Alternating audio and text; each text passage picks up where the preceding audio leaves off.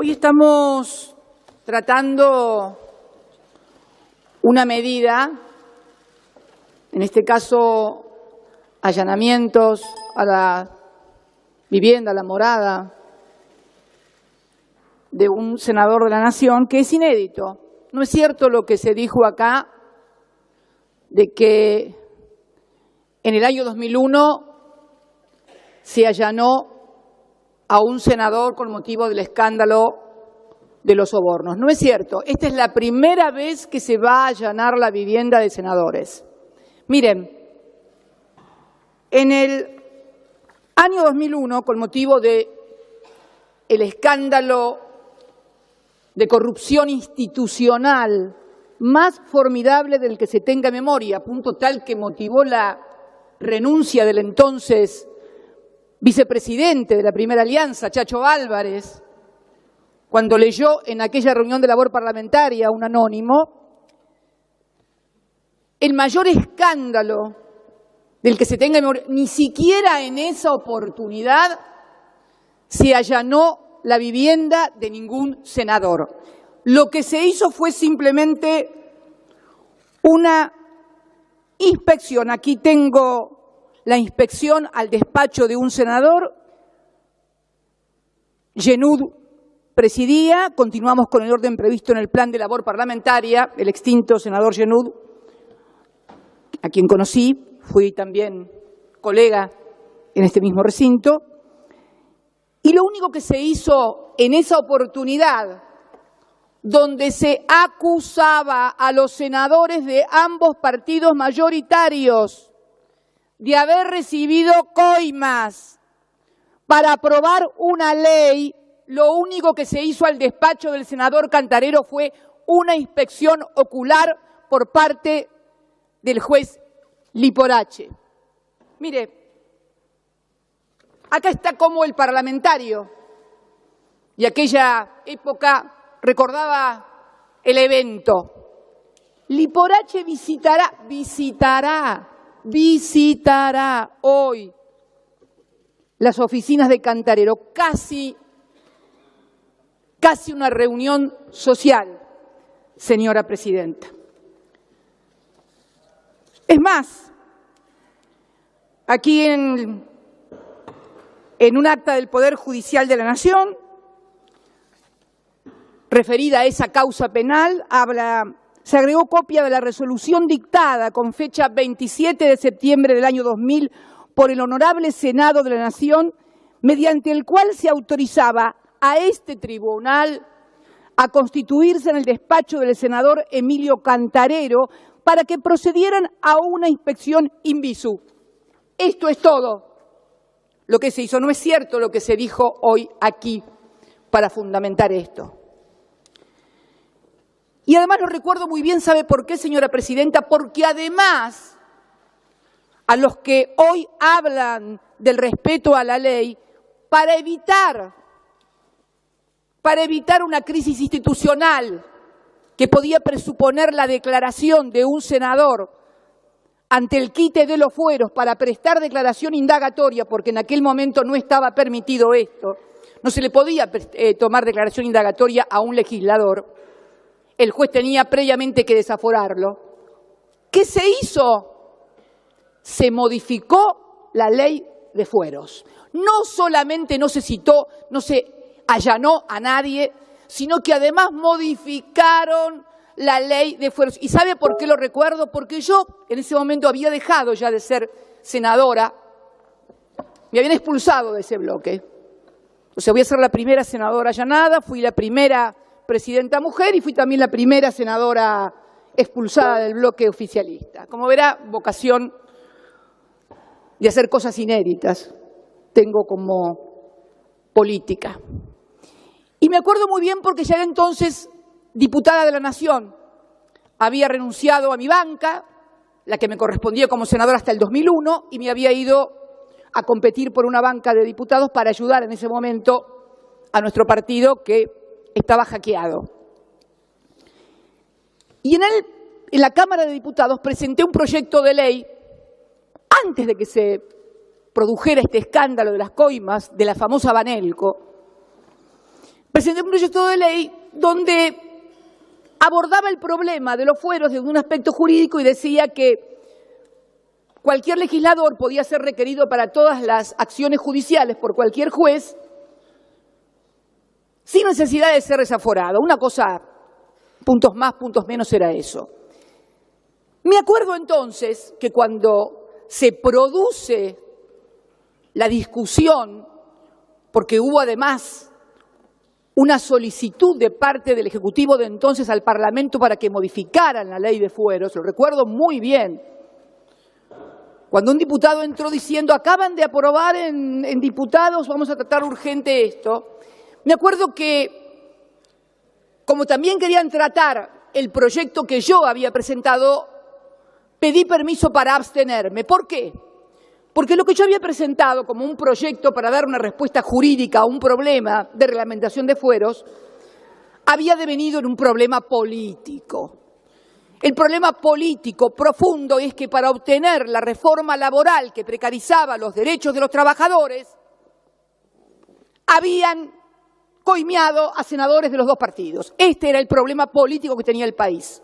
No lo tuvimos en el bloque de diputados, nosotros afortunadamente, pese a que la mesa de conducción del bloque de diputados apoyaba el proyecto que había ido del Poder Ejecutivo, algún senador que integraba esa mesa de conducción lo debe recordar, pero fue precisamente un grupo de diputados, entre los cuales estaba yo y también los diputados de la provincia de Buenos Aires, que nos opusimos tenaz y duramente a aquella ley y por lo tanto en el escándalo quedó involucrado únicamente el Senado.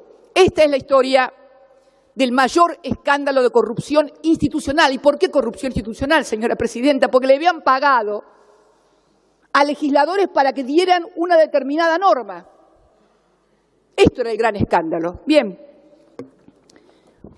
18 años después, sentada en este mismo recinto, tengo que decir que también estamos ante un grave problema político. Esto de que yo escuchaba acerca de fundamentaciones jurídicas importantes, me hacían recordar de repente como que estábamos hablando no en la ciudad de Buenos Aires, capital de la República Argentina, sino en Oslo, capital de Noruega. Y entonces estábamos discutiendo acerca de cuestiones que parecen sacadas de un libro de derecho, pero que en realidad no se da, señora presidenta. Estamos conviviendo a diario con titulares donde se nos dice que el fiscal Stornelli, que el juez Bonadío van a amenazar meter presos. Hoy venía para acá y un conocido letrado, apoderado de uno de los empresarios detenidos, decía que están amenazando y les hacen decir cualquier cosa y que su defendido posiblemente dentro de unos días mienta y acuse a alguno para que lo dejen en libertad. ¿Pero qué? No nos damos, somos todos hombres y mujeres grandes. ¿Qué me van a decir mirándome a los ojos? ¿Que realmente creen que los que están hablando como arrepentidos están diciendo en serio la verdad?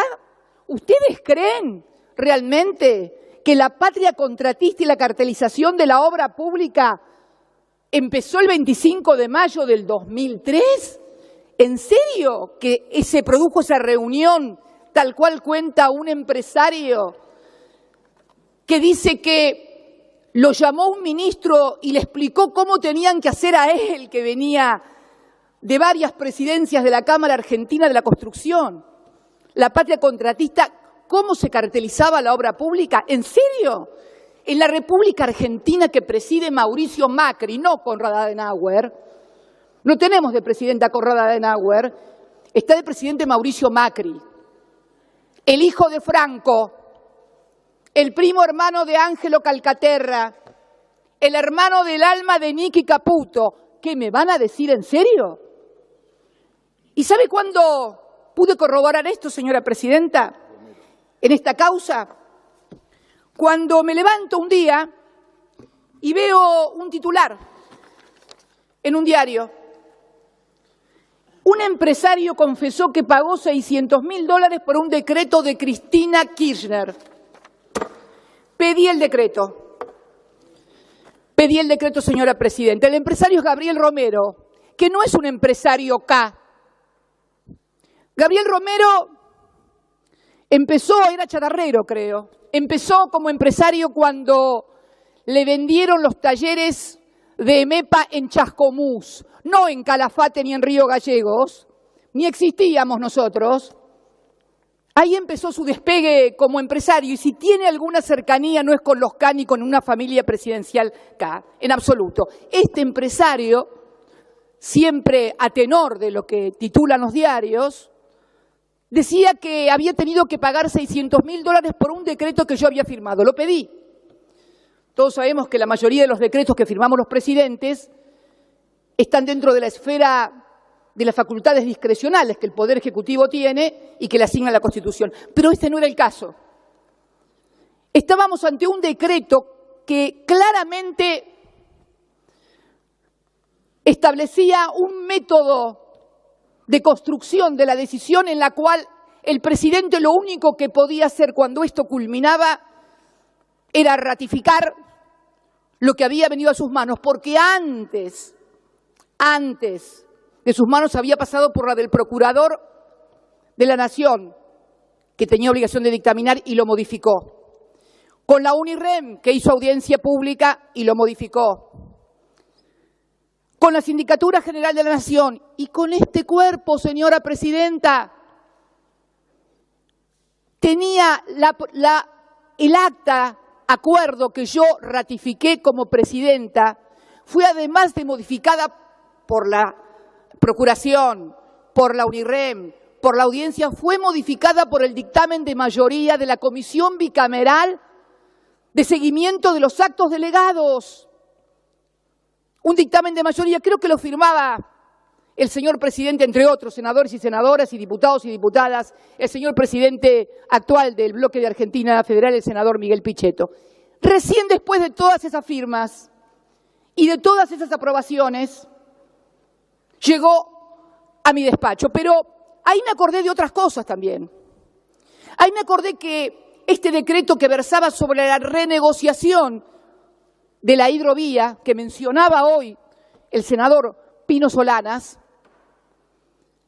yo había conocido al señor Romero en el año 2008, cuando asumí como presidenta. Teníamos un problema esta renegociación del contrato. La empresa sostenía que la AFIP le aplicaba mal la liquidación del IVA, pedía que hubiera una interpretación que avalara lo que ellos sostenían que debía liquidarse como impuesto. Obviamente, esto significaba en los hechos una condonación de deuda, porque había impuestos devengados, porque la AFIP sostenía que había una forma de liquidar el IVA y la empresa sostenía otra. Entonces le dije al señor Romero que la única manera y la única institución que podía modificar eso era el Parlamento. Es el único organismo constitucional que puede condonar deuda a través de una modificación interpretativa de una forma de liquidar. Y la verdad que el señor Gabriel Romero deberíamos considerarlo porque obtuvo algo que a mí nunca me salió. Consiguió que el Parlamento argentino, el 10 de diciembre del 2008, por unanimidad, sancionara una ley de 3 artículos en los cuales se modificaba o se aclaraba cómo debía liquidarse el IVA, el impuesto al valor agregado, en todas las tareas de balizamiento, dragado, etcétera. O sea, no pusieron hidrovía porque quedaba mal en la ley. Pero lo cierto es que en una ley de 3 artículos, para subsanar esa diferencia de interpretación, y digo que es notable porque a mí como presidente se me había implosionado el bloque oficialista. A partir del conflicto con la 125, algunos diputados, diputadas, algunos senadores, senadoras se habían ido. Estaba en ciernes la conformación de lo que después más tarde sería el Grupo A, con lo cual conseguir, nunca pude conseguir una ley de estas características, tributaria, condonatoria de una gran suma de dinero en materia de impuestos por unanimidad. Deberíamos considerar a este empresario como un aporte importante a la unidad nacional. Todos los que están tan preocupados por saltar la grieta, aparentemente su ductilidad y sus capacidades son mucho mejor que la mía, que las nuestras, todas en general, que seguimos votando en forma dividida. Digo esto, señora presidenta, porque a partir de ahí me di cuenta que en realidad lo que le deben haber pedido al empresario para que quede en libertad, él no fue detenido su segundo, porque además otra cosa, eran detenidos uno la tercera línea, en otra empresa la primera, o sea, cuanto más importante era el empresario o más vínculos tenía con todos los sectores políticos, menos riesgo de ir preso que el resto. Ni qué hablar del primo presidencial, que finalmente termina aportando, porque esta es la otra cuestión también. ¡Qué bárbaro! Empresarios que aportan a los populistas y los de la UH le aportan a ustedes. Pero es fantástico este país, estamos al revés, el espejo invertido. O sea, aunque claro, nos dimos cuenta que los de la UH era mentira. Porque acá también se habló de paridad. El miembro informante hoy habló de paridad entre los senadores y los legisladores con respecto a los ciudadanos. Por supuesto que tenemos que tener paridad, pero también tenemos que tener paridad de un partido político y de otro partido político respecto de hechos que algunos quieren acreditarlos con fotocopias, pero resulta que acá hay 2.000 ciudadanos argentinos de carne y hueso, no fotocopias, inclusive algunos miembros connotados de la Alianza Cambiemos, como el intendente de Mar del Plata, que dice que los aportes es mentira, que no hicieron aportes. Entonces, pregunto yo, ¿de dónde salen? ¿De dónde salieron los fondos de 2 legisladores que están sentados igual que yo por la provincia de Buenos Aires? Y no por fotocopias, por testimonios, por auditoría de la Junta Electoral que acaba de decir la Cámara Electoral Nacional, que además se detectan también aportes de empleados de empresas que se decidieron aportar todos al mismo tiempo y las mismas cantidades y antes habían recibido por parte de las empresas. Y digo esto, señora presidenta, porque si algo faltaba para consagrar la persecución política y el uso del Poder Judicial como instrumento de persecución política en la Argentina, era esta causa. Mire, tengo 6 causas abiertas, 4 de asociación ilícita. Pero fíjese qué curioso, durante años machacaron que quien habla era socia de un empresario de Santa Cruz y que todo lo que tenía, no tenía o dejaba de tener era de un empresario de Santa Cruz. O también de otro empresario de medios. Curiosamente, y inclusive en el expediente de asociación ilícita por obra pública, porque hay un expediente de asociación ilícita por obra pública ya. Fíjese, sería la cuarta asociación ilícita. Una con exfuncionarios y un empresario de la construcción del sur. Otra con el mismo empresario, mis hijos y el otro empresario también del sur, que eran los empresarios K. Cuando yo pedía auditoría de la obra pública, que acabo de presentar un proyecto que espero que también me lo traten, una auditoría de investigación, pedí en todas las instancias judiciales, primera instancia, en Cámara de Apelación, en Casación, en Corte, que hagan una auditoría de la obra pública. Se negaron, dijeron que no, dijeron que era solamente Lázaro Báez y solamente Cristóbal López. Pero fíjese qué cosa curiosa, además, estos 2 empresarios no aparecen en las fotocopias. Raro, ¿no? Ercolini me embargó por 10.000 millones de pesos al momento del embargo, con un dólar a 15 en ese momento, eran algo así como casi 700 millones de dólares. 700 millones de dólares. Y no aparece ni en una línea. ¿Sabe por qué? Tengo la certeza de por qué no aparecen en ninguna línea de esas fotocopias. Porque cuando armaron eso, esos 2 empresarios ya estaban presos. No era necesario ponerlos, ya estaban presos. Porque creo que a nadie se le puede escapar la existencia de fotocopias que han sido quemadas, de cuadernos que nadie vio y de los que lo vieron, además, sabemos quiénes son. Y no digo que no se investigue, pero reitero, si se quiere investigar, que se haga una auditoría de la obra pública. Vuelvo a reiterar, auditoría global de la obra pública. De toda la obra pública, no de la que Iguacel, actual ministro de Energía, eligió únicamente vialidad y únicamente en la provincia de Santa Cruz. Hizo una auditoría y la auditoría también le dio mal. Y sin embargo llevaron adelante todo, porque esto es lo que está pasando hoy y ningún señor senador o senadora se puede dar por no enterado. La utilización del Poder Judicial como un instrumento de persecución y proscripción de dirigentes populares. ¿Qué les aclaro? Más allá de la categoría de juez enemigo del señor Bonadío, el señor Bonadío es un instrumento, un títere en definitiva.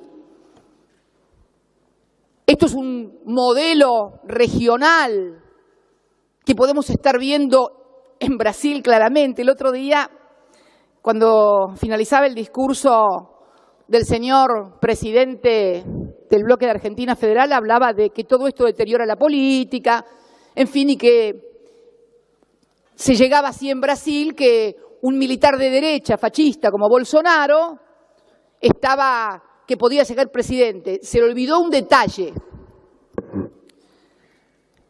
que el que puede ser presidente y gana en primera y segunda vuelta se llama Ignacio Lula da Silva. Y si no puede competir y ganar y ser presidente, ¿sabe por qué es senador? Porque lo metieron preso porque ganaba las elecciones. ¿Le suena? A mí me suena, y mucho. Me suena y mucho y me suena, y digo, señora presidenta. Perdón. Y digo, señora presidenta. Diríjase a la presidencia, por favor. Sí, me dirijo a la señora. Mire,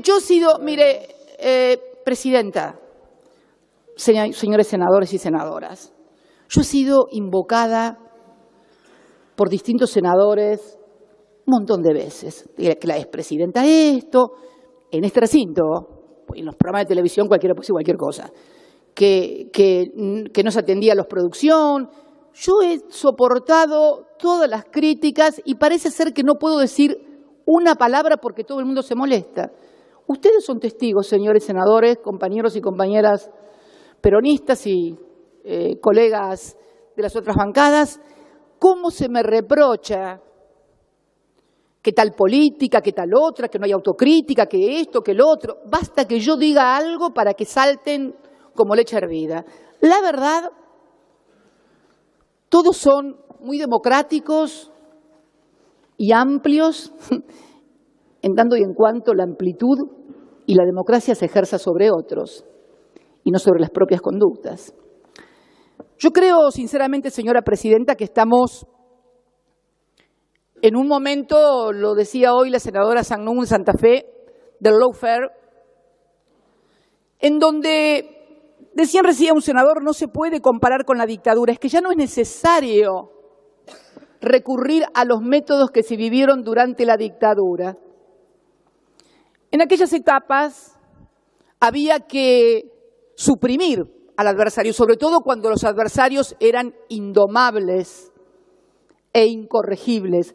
Hubo una generación, señora presidenta, más allá de los errores, más allá de los extremismos, más allá de las terribles equivocaciones, que no se doblaba.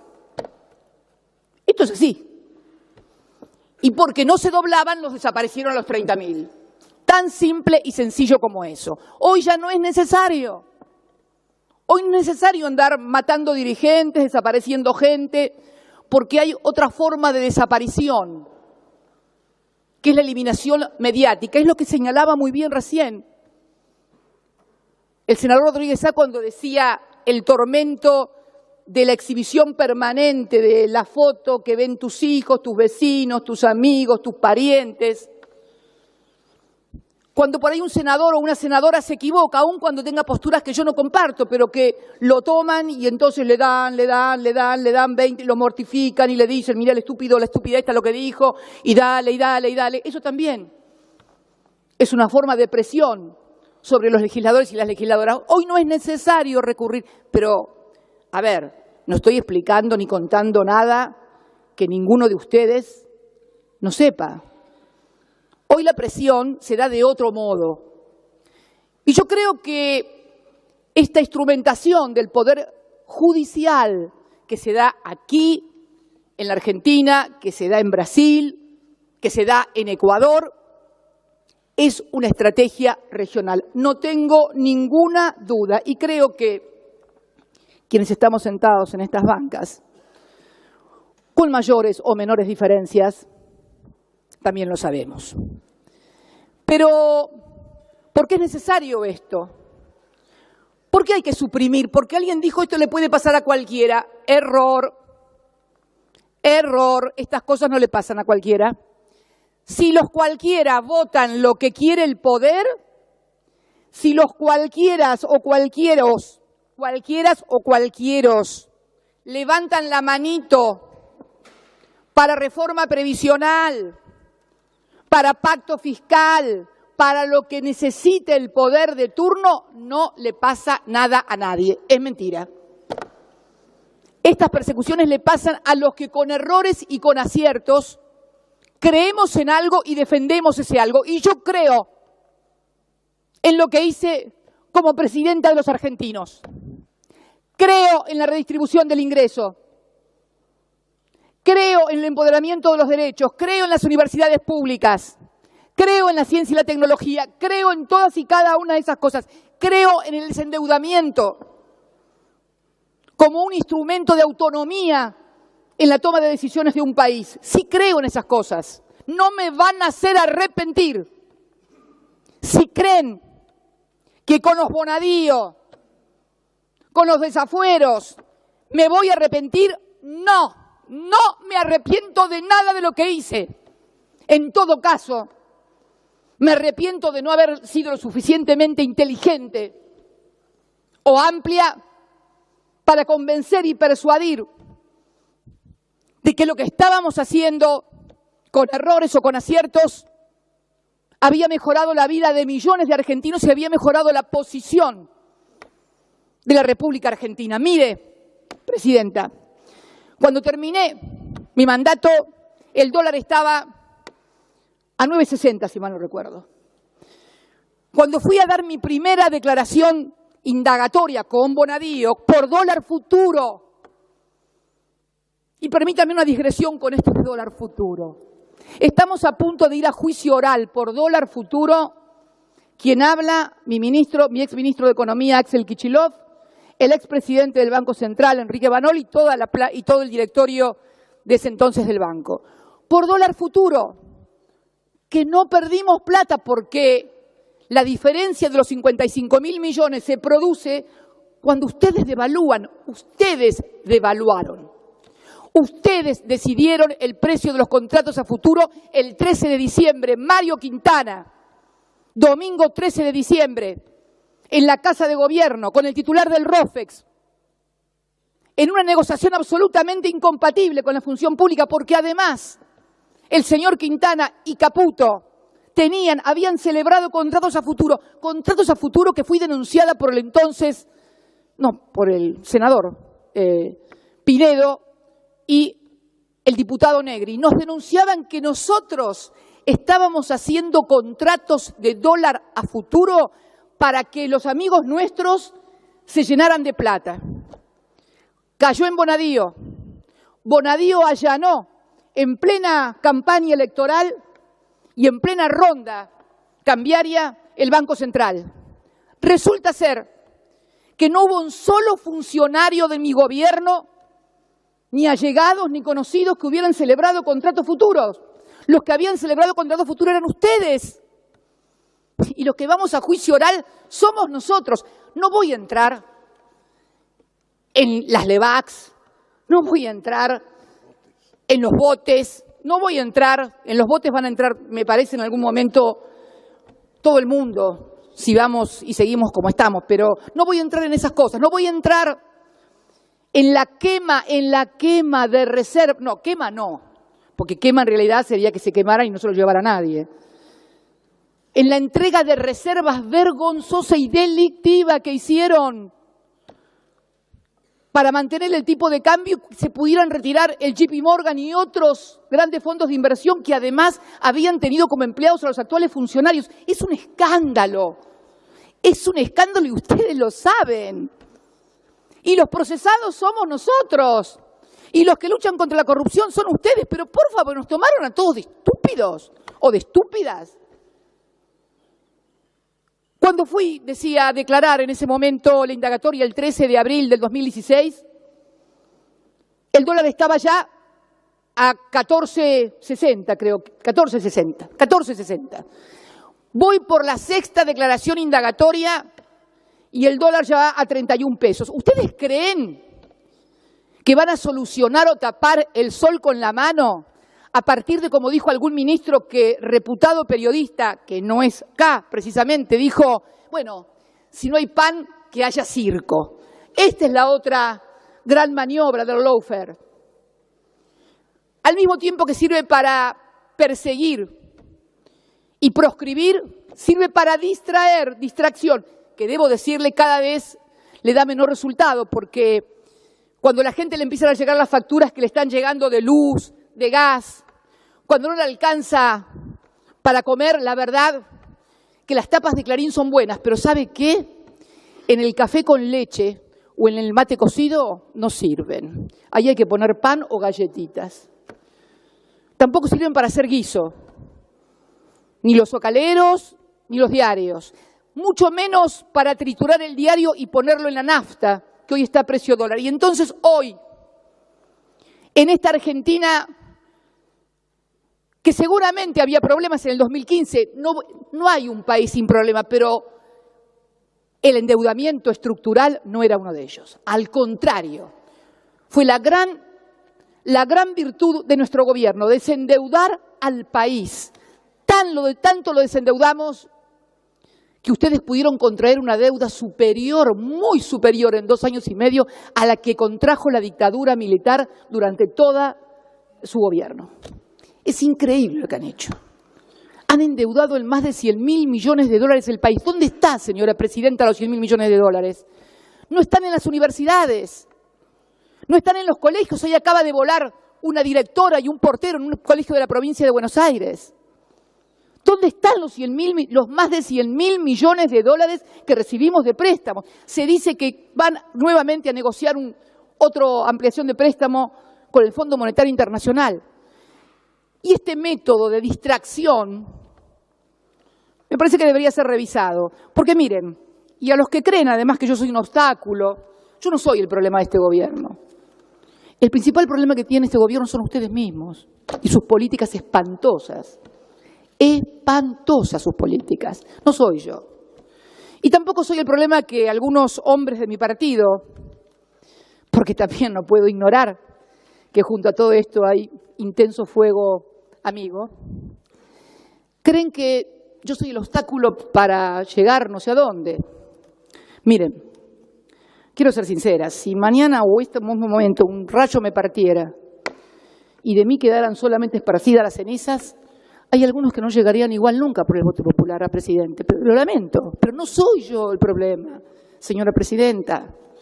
Porque veo que Y además, también, está claro que lo que ustedes repetían y que otros repetían como un mantra, a nosotros nos conviene que sea ella la candidata a presidenta, porque ella es la candidata a presidenta, seguro que Mauricio gana seguro. Bueno, parece que a algunos se le quemaron los papeles y entonces la caballería judicial arremete con fuerza. Mire, la historia de la Argentina demuestra que pueden encarcelar gente, pueden meter a todos los opositores, pueden meter presa. ¿Usted cree que realmente la Argentina va a ser más gobernable? ¿En serio?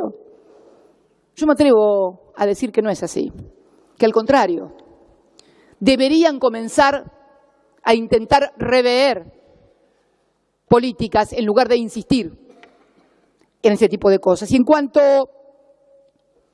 a lo que se ha presentado como que yo planteo condicionamientos al juez, ¿a ustedes les parece, después de haberme escuchado en todas las radios y la televisión de la República Argentina, reproducidos mis diálogos privados con otro de los miembros de la asociación ilícita, a la sazón presidente del Instituto Patria, Oscar Parrilli, donde me anunciaban casi con marquesinas conversaciones privadas que habían sido grabadas por escuchas judiciales que dependen de la Corte? ¿Escucharon algún miembro de la Corte, de los que hablaban durante mi gobierno del derecho a las instituciones y la transparencia?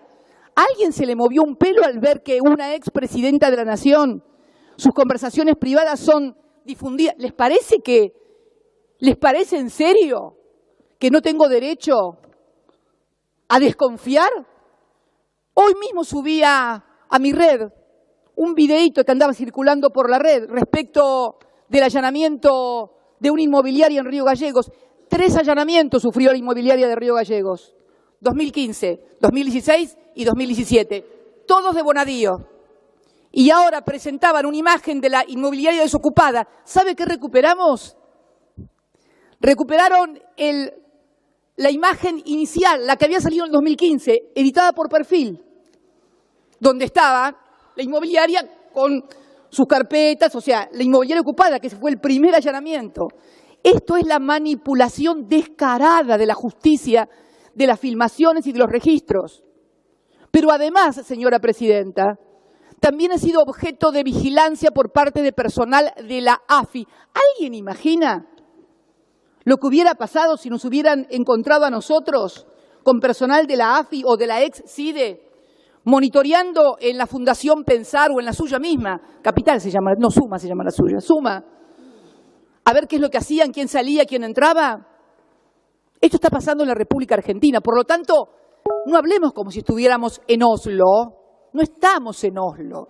Estamos en un país donde en los diarios sale escrito en letra de molde que el presidente se reunió con Angelici, Stornelli y Calcaterra para ver cómo iba a declarar, y ahí apareció la declaración de los aportes de campaña, que de esta manera exculpaba a los empresarios. Empresarios que se presentan como víctimas. Estos empresarios blanquearon, en el blanqueo que ustedes sancionaron, sumas millonarias. Charlaba el otro día, ayer, con la senadora por Mendoza, Fernández Agasti. Durante mi gobierno, la empresa Pesca Armona entró en proceso de quiebra. ¿Sabe lo que hacía el Estado argentino? Le pagaba repros para que no despidiera trabajadores. Y ahora nos enteramos que el señor Pesca Armona es uno de los que blanqueó, en el blanqueo de ustedes, más de 100 millones de pesos o de dólares o no sé qué cosa. Esto es lo que está pasando. Deberían caer todos los blanqueos y debería caer el secreto fiscal. Esto es lo que está pasando. Víctimas. ¿En serio? ¿En serio creemos esto? Entonces, señora presidenta, yo digo que hay una manipulación descarada, humillante, grosera, de hostigamiento permanente hacia mi persona. Y la verdad que si creen que con esto van a hacer que cambie mis ideas, o que vote lo que ustedes quieran, o que me calle la boca, y no. Y no porque, mire, mal o bien pertenezco a una generación que creció con el miedo de que lo fueran a buscar para torturarlo, violarlo, desaparecerlo, tirarlo al mar. Así que, en realidad, si bien el hostigamiento y la humillación son feas, si bien no es lindo escuchar su voz en una conversación privada, en un programa de televisión, o escuchar cómo la vecina del piso de arriba sale por un programa recorriendo el departamento y diciendo cómo sería mi departamento. Así estamos en la República Argentina. ¿En serio que piensan que viven en un país normal? ¿En serio que piensan todos ustedes que viven en un país normal? Por Dios, yo nunca he visto una cosa igual. Miren, yo fui muy opositora al menemismo, muy. De hecho, me echaron del bloque. Pero la verdad, La verdad que al lado de lo que se está viviendo ahora, por Dios, llamen a ese estadista otra vez, por Dios. Es terrible lo que está pasando en la República Argentina. Entonces me parece, señora presidenta, que cuando digo y pido a mis colegas, ya redondeo, señora presidenta, y pido a mis colegas que no haya registros fílmicos, es porque sé que después invariablemente salen en todos los medios y en todos los programas de televisión. Porque ha sido una conducta constante, entonces tengo derecho, me parece, a querer resguardar esto. Y había pedido también la presencia de senadores, porque fíjese qué curioso, en lo que leí de los senadores, cuando era senador, el senador Alberto Rodríguez Saá, el hermano del actual senador, cuando se produjo, mire usted, cuando se produjo la inspección ocular al despacho de Cantarero, dice el senador Rodríguez Saá, me parece que no tomamos la previsión, senador Alberto Rodríguez Saá, señor presidente, se dirige a Yenud, estoy de acuerdo con todo lo que ha dicho el señor presidente de la Comisión de Asuntos Constitucionales. Me parece que no tomamos la previsión de agregarle a la resolución que tiene que haber algún senador presente cuando venga el señor juez a los fines de tener una cordialidad con el Poder Judicial y con los señores senadores que están en la causa. Es lo que corresponde para el buen procedimiento. Fíjese, hasta para una inspección ocular a un despacho de esta casa se proponía y se aceptaba que un senador pudiera estar presente como un procedimiento de garantía. Pero, bueno, la verdad que ustedes consideran que el doctor Bonadío es un juez imparcial. 6 causas, 5 fueron iniciadas e impulsadas por él. Casi tiene fuero de atracción sobre Kirchner, o sea, así como hay fueros de atracción, un juez universal. Es un juez universal con fuero de atracción. Cuando aparece algo que es Kirchner, ¡ping!, como hacen en la quiebra o en la sucesión, que finalmente el juez termina trayendo todo. Señora presidenta, señores legisladores, señoras legisladoras, somos todos grandes. Yo creo que es lícito que haya gente que no me quiera, yo tampoco quiero a algunos. Es lícito que haya gente que piense mal, que no me quiera. Ahora, lo que sí es lícito, lo que no es lícito, es que realmente quiera hacerse aparecer como estamos ante un sistema justo, transparente y con jueces imparciales. Reitero, la paridad, y ya termino, a la que hacía mención hoy el señor miembro informante, debe realizarse con todos nosotros. Usted misma, señora presidenta. Usted le fueron encontrados en su casa bolsos con dinero. ¿Le allanaron su casa? Nadie le allanó su casa. Su empleada había dicho, por ejemplo, que recibían siempre o se veía esos... Bueno, le digo, señora presidenta, que esto pasó y hubo una causa judicial. Por otra causa judicial similar, la ministra Micheli renunció, fue juzgada, separada del cargo. Hoy lo menciona un dirigente social en un interesante artículo sobre la doble vara. Y este es el principal problema que tenemos, señora presidenta. ¿Cómo vamos a creer si cuando es alguien de Cambiemos, cambian el fiscal para que no moleste? O piden el expediente de un desafuero que, si es alguien del Frente para la Victoria, se tramita en una semana. En una semana se tramita si es del Frente para la Victoria. Si es de Cambiemos, y hoy escuchaba decir que fue confirmado por casación el pedido de desafuero, por casación, ya nada falta. Sin embargo, hace meses y sin embargo el desafuero no se trata. Así que, señora presidenta, no es cierto esto de la paridad, no es cierto esto de la igualdad, no es cierto esto de la transparencia. Todo tiene que ver con todo. Si es de oficialista, de Cambiemos o vota lo que quiere Cambiemos, no tiene problemas. Si no, sí hay problemas. Este es todo el problema que tenemos hoy, nada más ni nada menos, señora presidenta.